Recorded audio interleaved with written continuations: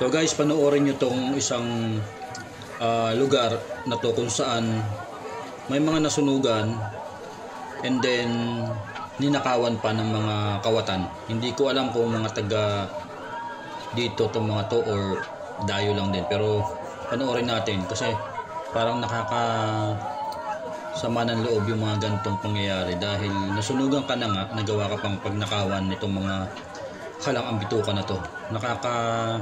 Init ng ulo. So panoorin natin guys yung ginagawa nitong mga kabataan na to.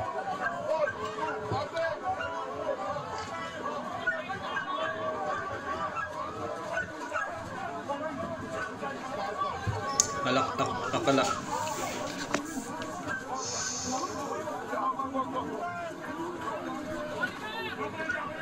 ang ipinagtataka ko dito guys, may dumating na pulis pero parang pinakawalan yung nahuli niyang isa. Pansinin niyo yung nakadilaw dyan mamaya na hawak-hawak ng pulis, pero later on binitiwan din niya, and then yung mga wire na kinuha di umano ng mga nasa taas na may nagsasabi na hindi naman nasunog totally, hindi naman nadamay, pero tinanggal din, kinuha rin ng mga kawatan.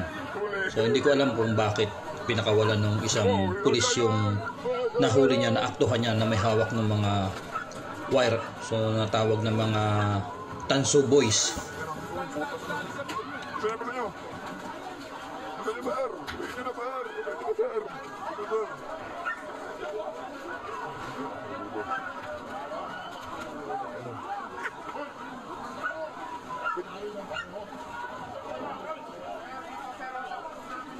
Ay sir, sa bubong sir, oh.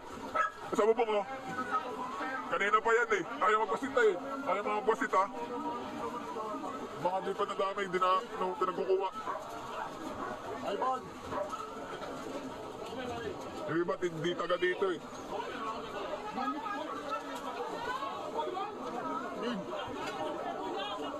Hoy! Namihila ako.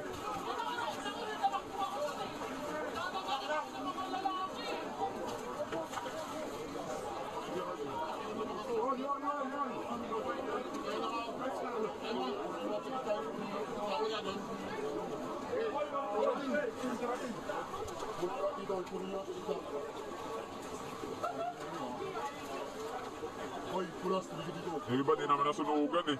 Kuha ng kuha. Yung mga sunugan na nasa barangay.